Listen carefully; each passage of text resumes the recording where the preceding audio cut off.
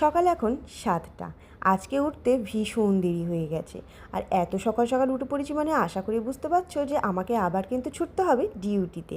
তো ভাবলাম যে একটু বাগানটা ঘুরে নিই, কারণ দুদিন থেকে শরীরটা এত খারাপ কেন জানি না, ঘরের ভিতর ঢুকে ঢুকে অনেকটা বেশি বোরিং হয়ে গেছি।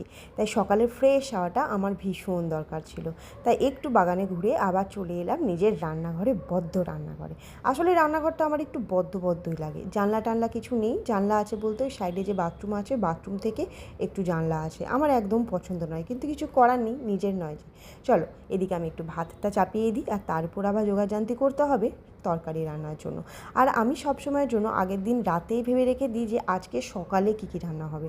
শুধু সকালেরটাই না, যদি সবজি টবজি সব কিছু বাড়িতে থাকে সব পরিমাণ মতন, তাহলে রাতেরটাও ভেবে রেখে দিই যে রাতে এসে কী রান্না হবে। তো সকালে আমি ভেবে রেখেছিলাম যে কী রান্না করব, তার জন্য আমি কি নিয়ে নিলাম, লঙ্কা, এখানে নিয়ে নিলাম পেঁয়াজ, নিয়ে নিলাম টমেটো, আর কিছুটা আদা আর রসুন। আর ওদিকে জানো তো আমি কালকে রাত্রেবেলায় ভিজিয়ে রেখেছিলাম কিছুটা মুগ ডাল। এটা ভিজিয়ে রাখলে কিন্তু বেশ তাড়াতাড়ি সেদ্ধ হয়ে যায়। আর তারপর আবার কি, চলো এই যে সব কিছু একসাথে কাটিং করে নিই। আর তারপর আবার এদিকে ভাতও হয়ে গেছে। আর ওদিকে একটু কড়াইয়ে তেল গরম করে যে ফোড়নটা আছে সেই ফোড়নটা একটু ভালো করে কষবো। যা যা আছে সব কিছু আমি এর মধ্যে দিয়ে দিলাম, পেঁয়াজ টমেটো লঙ্কা আদা রসুন সব কিছু একসাথে দিয়ে দিচ্ছি, আর কিছুর অপেক্ষা করিনি।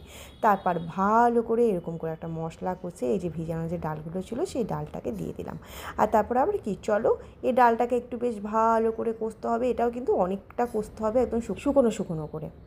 আর তারপর সেটাকে ঢাকা দিয়ে রেখে দিলাম। আর ওদিকে হচ্ছে আমি আমার কাজ করে ফেললাম। কী কাজ আবার, চলো সকালে আমার যেসব কাজগুলো গো, ব্রাশ করা এটা সেটা হ্যান ত্যান। আর একটা জিনিস করবো ভেবেছিলাম, সেটা হচ্ছে ভেবেছিলাম একটু ডিমের কারি করব। বাট সেটা আমার আর সময় হলো না, কারণ আজকে উঠে পড়েছি আমি 7টায়। অন্য দিন কিন্তু আমি উঠি মোটামুটি 6:30টায়। আধা ঘন্টা কেন, 5 মিনিটই মানুষের যদি এদিক ওদিক হয় তাহলেই কত সমস্যা হয়। আর এখানে তো আধা ঘন্টা লেট হয়ে গেছে, তার জন্য আজকে আর সম্ভব হলো না। তাই খুব সাধারণ রান্নাটা করে ফেললাম। চলো রান্না আমার কমপ্লিট, এবার এই সব কিছু টিফিনে করে আমাকে ঠান্ডা করতে রাখতে দিতে হবে। এখানে নিয়ে নিয়েছিলাম একটু ভাত, তারপরে আবার টিফিন কারিতে নিয়ে নিয়েছিলাম এই যে এই ডালটা। আসলে এই সব কিছু ভালো করে ঠান্ডা করে না নিয়ে গেলে কিন্তু আবার গিয়ে খারাপ হয়ে যাওয়ার একটা সম্ভাবনা থাকে। তারপর স্নান টান করলাম, স্নান টান করে রেডি হয়ে গেলাম, তারপর কিছু ব্রেকফাস্ট করে চলে গেলাম নিজের ডিউটিতে। চলো বাই বাই, টাটা।